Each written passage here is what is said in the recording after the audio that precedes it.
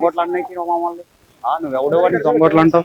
First of all నువ్వు దొంగోట్లు అన్నికి నీకు chance లేదు. ఫస్ట్ నువ్వు ఆడున్నా నేను ఆడున్నా పక్కన అందరు సంవత్సరం నడుస్తుంది. నువ్వు గెలిచినా దొంగోట్లు అంటే ఎట్లా నడుస్తుంది? నువ్వు గెలిచినా నేను అంటే నువ్వు ఒప్పుకుంటావా? నువ్వు ఎట్లా కాదంట గెలిచినావు, మేము గెలిచినాం అంతే. లతారెడ్డి గారు గెలిచినారు ఆవిడదే ఇంకా అక్కడ పై చేయి.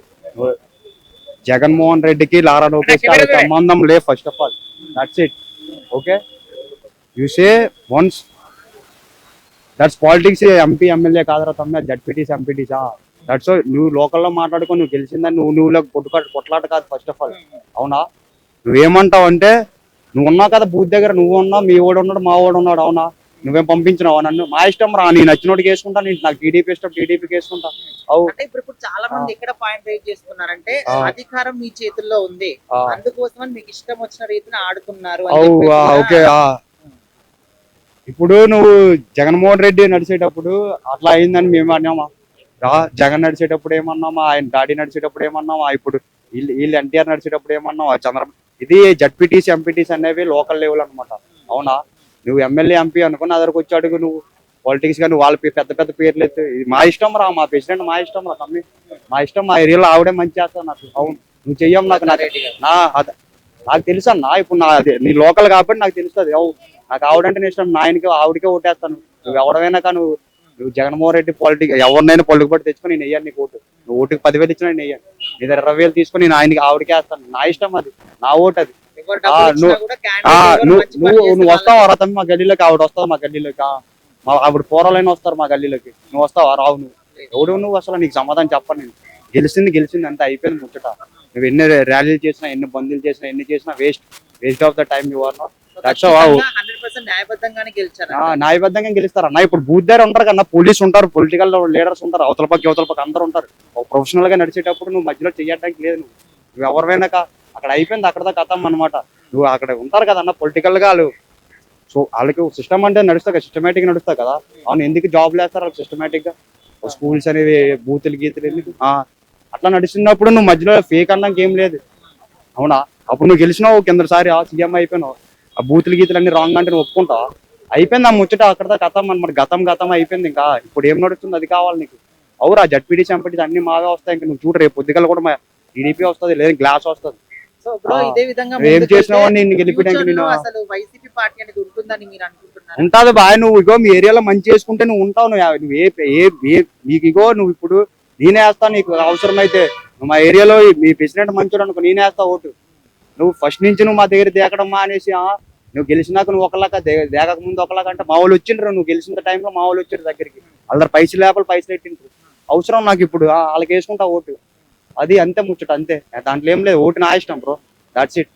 పులివెందుల్లో పులి జగన్ ఆయన బయటకు వచ్చి వీధుల్లో తిరిగితే ఆయన గాండ్రింపులకు భయపడి కూడా ఎవడు ఓట్లేడా గతంలో. ఇవాళ ప్రభుత్వం సెక్యూరిటీ కల్పించింది, ప్రజలకు స్వేచ్ఛ ఇచ్చింది. ఆ స్వేచ్ఛ కారణంగా ప్రజలందరూ ఓట్లేశారు. చాలా అత్యధిక మెజార్టీలో పులివెందుల్లో ఒంటిమిట్టలో కూడా గెలిచారు.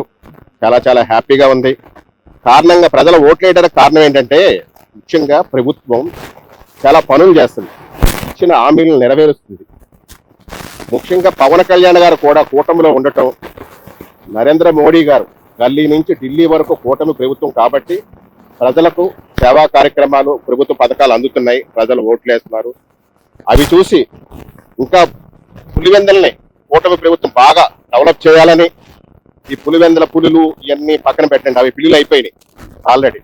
నేను ఏనాడో చెప్పా, జగన్ కూడా పులివెందుల్లో ఓడిపోతాడని.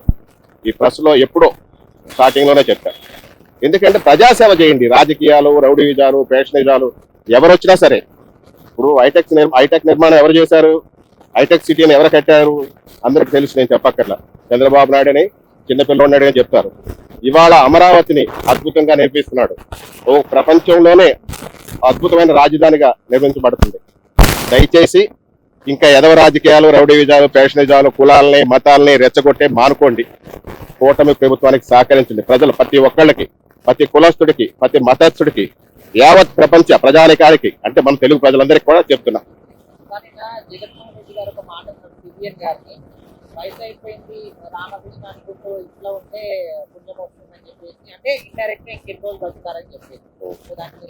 ఈయనకు వయసు ఉందా? ఆ వయసు ఏం చేస్తున్నాడు ఈయన? పోస్ట్ చేస్తాడా? ఏం చేస్తున్నాడు అంటే వయసు ఉంటే మనం రౌడీజాలు ఏంటి హత్యలు అత్యాచారాలు దుర్మార్గాలు దోపిడీ చేశా వయసు ఉంది కాబట్టి అనుభవించాడు కాబట్టి అన్ని మంచి పనులు చేస్తున్నాడు ఆయనగా ఎలిసి చూపించే పని ఏదైనా ఉందా ఎందుకంటే ఈ జగన్మోహన్ రెడ్డి తెలుసు నేను చూశానని మీకు చెప్తున్నా ఎందుకంటే దగ్గర నుండి చూసా నాకు హైదరాబాద్ 35 years నేను పుట్టిన విజయవాడ అయినా నేను ఇళ్ళకి వెళ్ళి మరి చూశాను వీళ్ళ ఆఫీసులకు వెళ్ళి మరి చూశాను రాజశేఖర రెడ్డి గారు కూడా మంచోడే అర్థమైందా కానీ అట్లాంటి వాడికి ఇట్లాంటి కొడుకు పుట్టాడు ఏంటో అర్థం కాదు అమ్మకేమో అన్నం పెట్టడు అమ్మని జావదెందామని చూశాడు చిన్నాన్నం జావదెందామని చూశాడు అర్థమైందా చెల్లెలకు ఆస్తులు ఇవ్వలేదు ఇప్పుడు చిన్నాన్న కూతుర్ను కూడా చేసేస్తే కేసు లేకుండా పొద్దున చూస్తున్నాడు ఇలాంటి మానుకోండి జగన్మోహన్ రెడ్డి గారు మంచిగా పరిపాలన చేయండి ఏమన్నా మంచిగా ప్రభుత్వానికి సహకరించండి కూటమి ప్రభుత్వానికి సహకరించండి ప్రజలకు సేవలు చేయమని కోరుకుంటున్నాను నేను ప్రత్యేకించి